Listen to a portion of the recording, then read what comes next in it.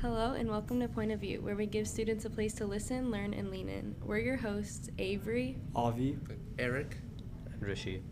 And today we'll be talking about Squid Game.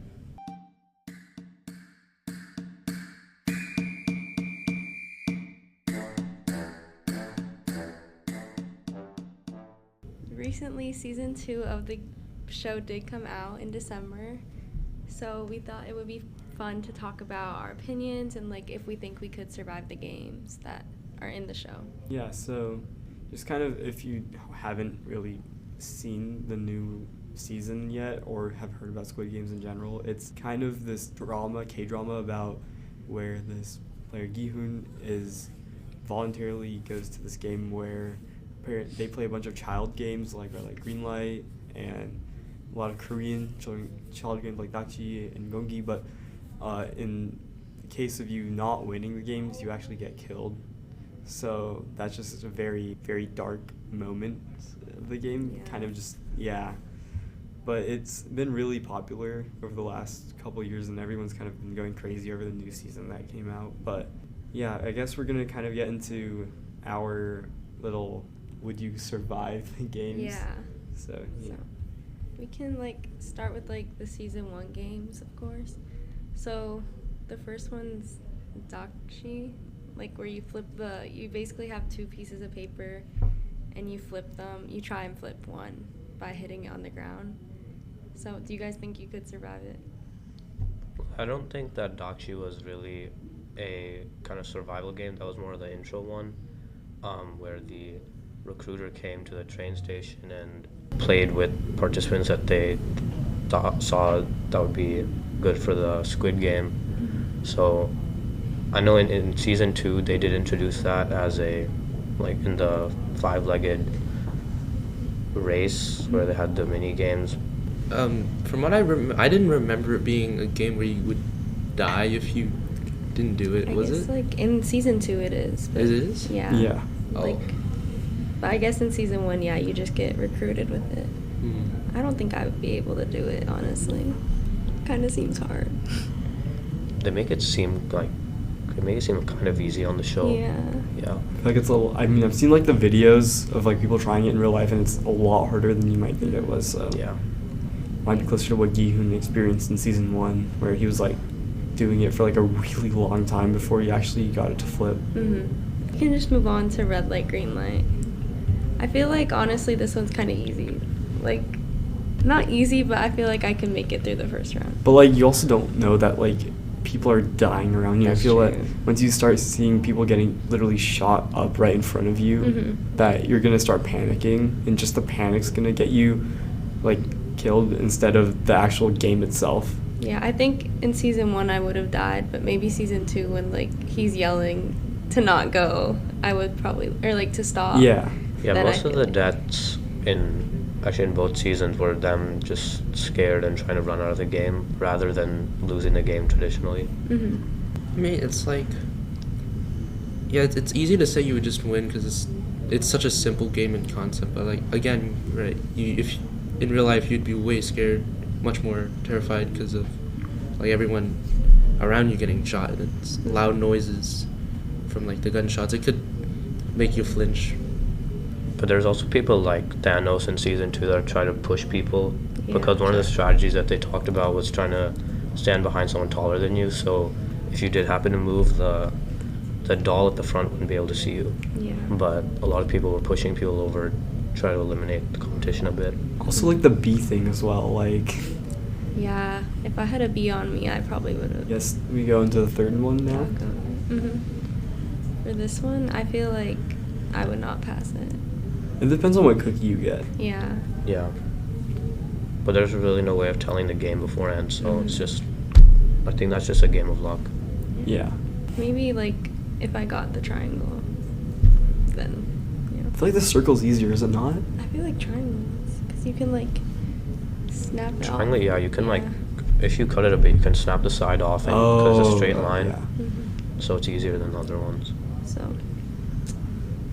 anyways, then they have the riot, which isn't really a game, but they call it the Lights secret Out, game. yeah. Lights Out, yeah. Yeah, I don't think I'd survive that one either. I mean, if you just like again, like you Hi. kind of see before them, they kind of form alliances. So Yeah. I guess just being with those like people and like I guess what Gihun did, he's like he hid in a corner underneath like the beds and stuff. Yeah. And, like you hid underneath the beds, like nobody came after you. In both of the seasons, the riot started because they always had two characters that were beefing with each other. So after some game, they'd start fighting, and then that's when they realized they could kill people by themselves to try and Yeah. eliminate them. So I think also like people didn't like. I guess they kind of like intentionally divided them when they had the vote, where like people that like didn't like wanted to get out like couldn't get out, but the people who wanted to like stay in, kind of like saw that as like an opportunity to like classify them as like stronger Yeah. in a way. So they just like literally created a divide, especially in season 2. Because in season 1 we didn't get like the little like the patches saying like O and X on them, but in season 2 you did. So like more like justified that divide. Next was Tug of War, which this one I feel like it really kind of depends because, you know, like they didn't tell you what game you were playing to before it. They just told you to make teams, which I feel like it just depends on what team you're in and if the other team's stronger. But I also feel like there's strategy to it because you saw like a lot of teams who had like strong people Yeah. didn't win because The strategy wasn't there. So I guess maybe like finding someone that kind of knows, but again that's up to luck as well. Yeah. So I just really like what cards you're dealt for that game. do you guys think that strategy that the old man proposed in season 1 would really work in real life? Like where you lean back, hold it for. I feel like it did, right? I feel like people started doing that at the tug of wars for like our homecoming rallies and stuff. Yeah. I feel like it did work. Like if everyone was just pulling in like one. Like, on opposite side.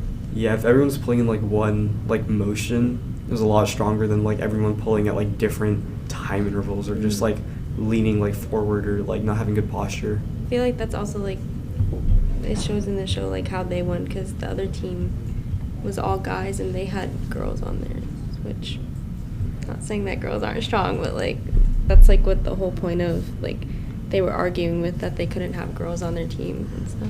So the next one was marbles, which this one like everyone really chose their own game. You know, people would do like odd or even, or they would throw it and see who got farther. So I feel like this one's just like luck. I feel like for marbles they kind of left it up to their like there was a game, but like they also said you don't have to follow the game, and they only really cared as long as one person got all the marbles.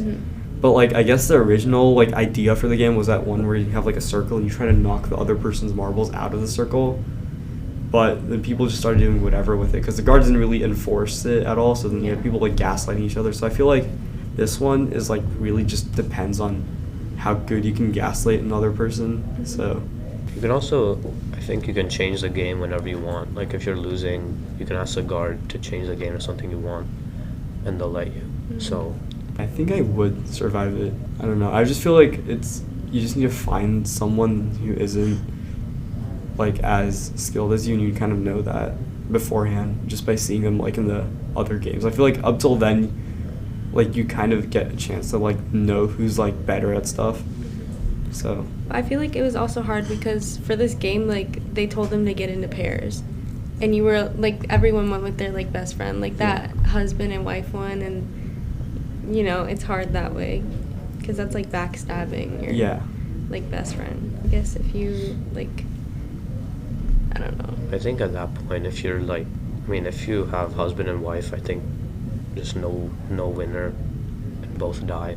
Yeah. I think that would be the best option. Next one is Glass Bridge, where you have to walk across like a long bridge, and there's two different glass, like what's it called? Panes, glass panes to go across, and then one of them's real and one of them can hold like two people, I think. yeah, one of them can hold like the weight of 3 people, which I think was like the real glass, and then the tempered one was the one that like would shatter under your weight. Yeah.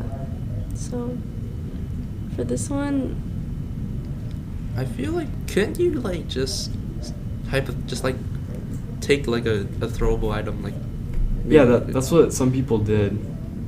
did they? ooh, Was that a strat? Yeah. Who? It was towards the end, Oh. but he like threw something on top of it, and then it like shattered. Yeah. Just, So like, take your shoes and then.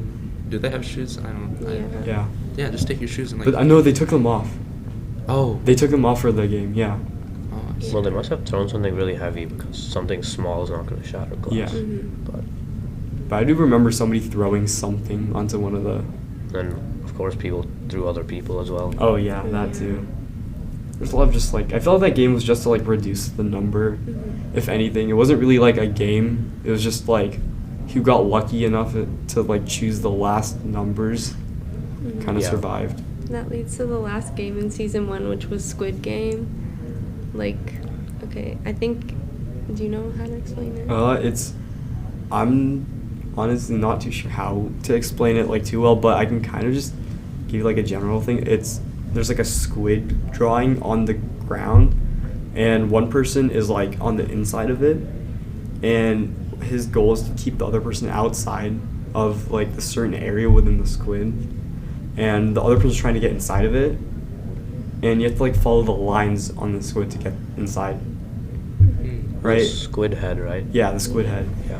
And so like, and there's like the whole point of it was there's no like rules possible in that game at all, so you can do whatever you think is like any like you could literally like I think like Songwoo and Yihoon literally almost like kill each other trying Yeah, like he Yeah. threw sand in his eyes. to like there's it's- literally no rules in that game. It's just get Mhm. inside of the squid head or whatever. So Yeah.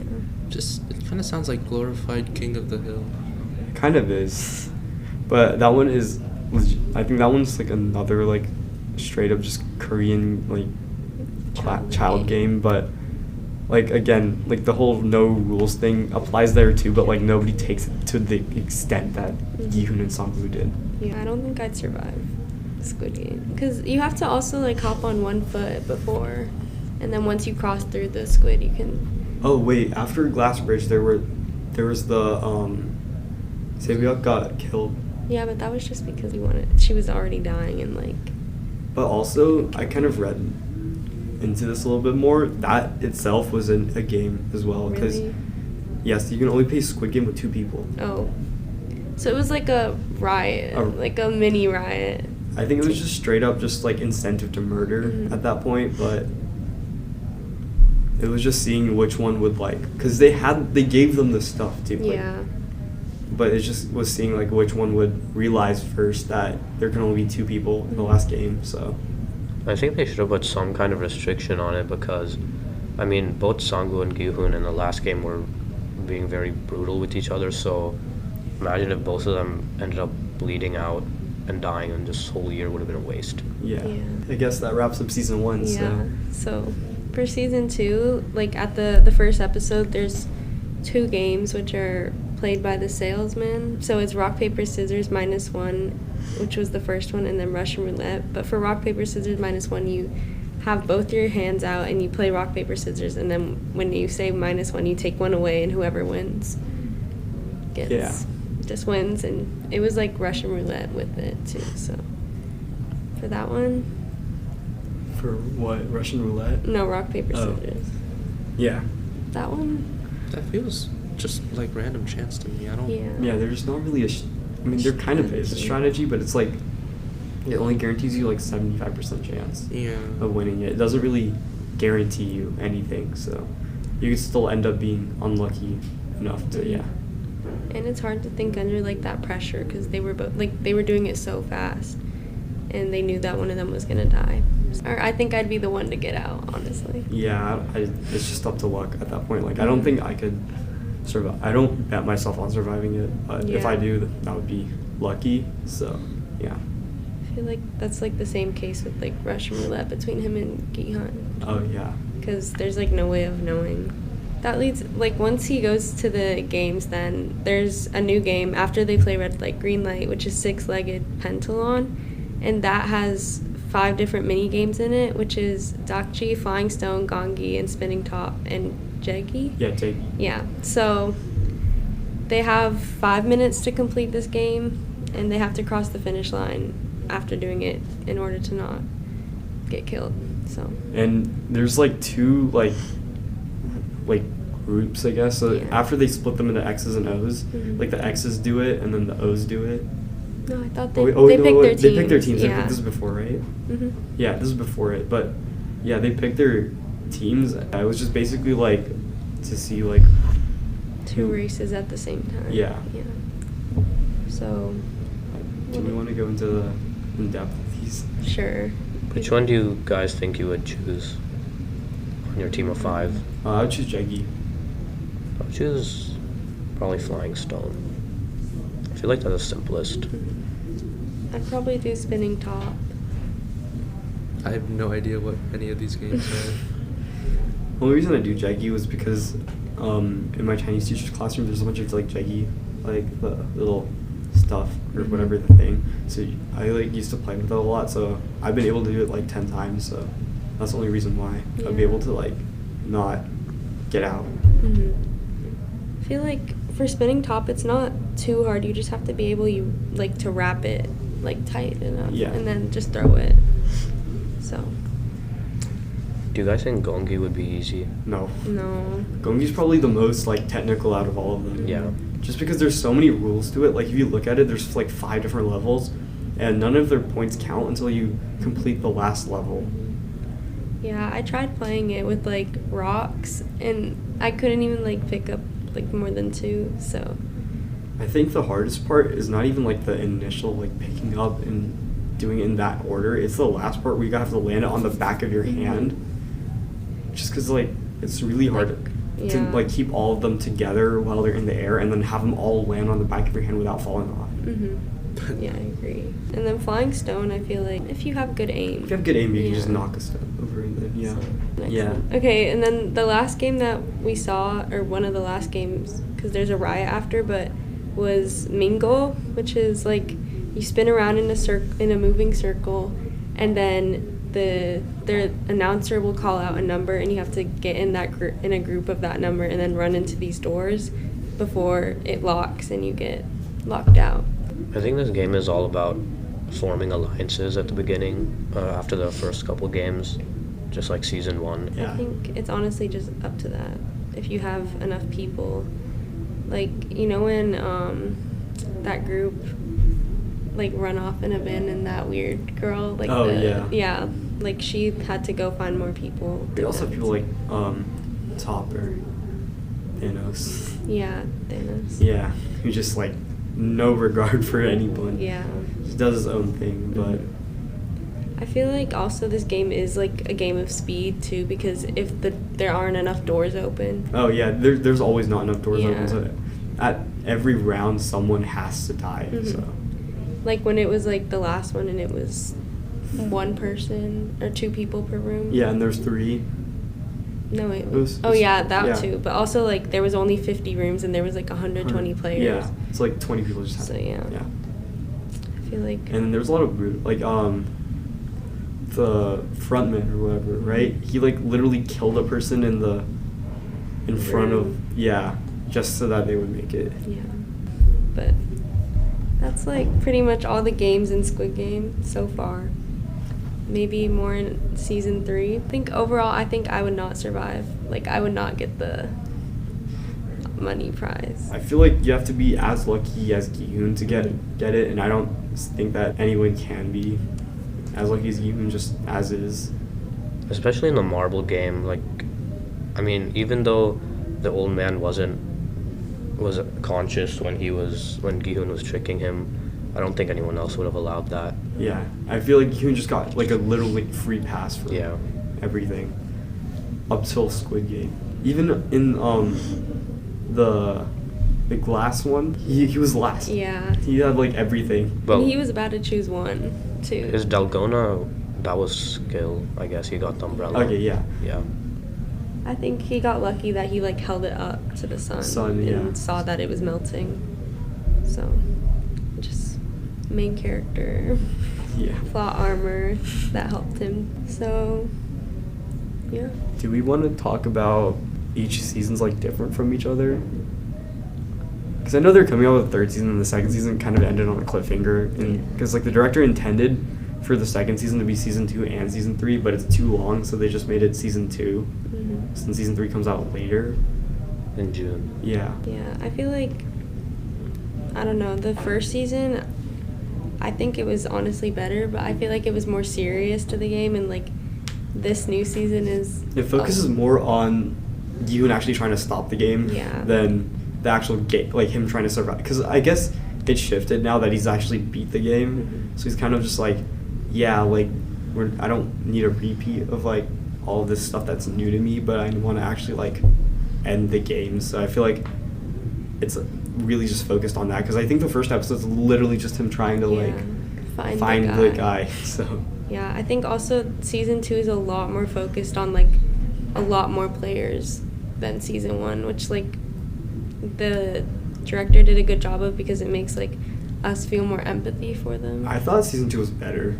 Really? Yeah, I mean, just because it's incomplete too, so you kind of have to wait. You have to wait for the rest of it. So it didn't really get a proper ending. So that's why I kind of don't get like the people like get like angry about the ending being a cliffhanger or stuff. Like it's supposed to be like that. I feel like the people who like thought that didn't know that there was like a season 3. Yeah, I didn't know that it was like a half part thing. Yeah. But yeah, I enjoyed it a lot more just because I think it focuses a lot more on just the whole games itself or like the whole like stuff behind the games than the actual games itself. So it's like much deeper. And I just like how it was just more stuff happening, I felt. Yeah, like we got to like see like a guard's point of view and stuff. That was pretty. I preferred season 1 because of the suspense mostly, and also I think season 1 had more emphasis on other characters apart from Gi-hoon. So you had some suspense for other people as well, because I mean obviously everyone knows that Gi-hoon's going to survive because he's the main character, but in season 2 they didn't really have that much of a focus on other players as much, I don't think, so it wasn't too unpredictable. We didn't even get like backstories, like proper backstories for like season 2, or in season 1 I felt like we got like full on backstories for each character. Probably because they like made the episodes, like the games at least were like 2 episodes each, you know, so I feel like they focused more. Yeah, I feel like the overall theme though of the show is just to show the societal problems of what it is to be broke, and also how like no one even noticed that like 456 people disappear each year. Oh yeah. And there hasn't been like anyone trying to stop it. So. No, they don't. I think it's the whole point of the games was to be like, oh, like these people are literally like rock bottom kind of people, and that nobody cares if they're gone because they're like the type of people that like are like inherently greedy.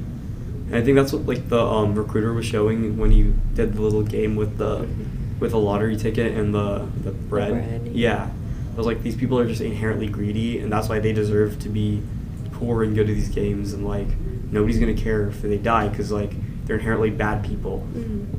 I think another big point of the game was that combining childhood games with death is such an outrageous concept that even the winner, when they're out back at home, no one's going to believe them. Like the police aren't going to believe them to go and do something to stop this. So it seems all fake to them. So it just keeps going on every year. And this concludes this episode of Across the Table. Thank you so much for listening.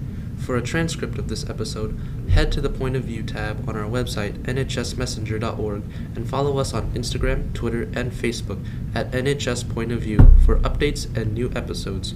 We're your hosts, Eric, Rishi, Avery, and Avi. And this has been Point of View.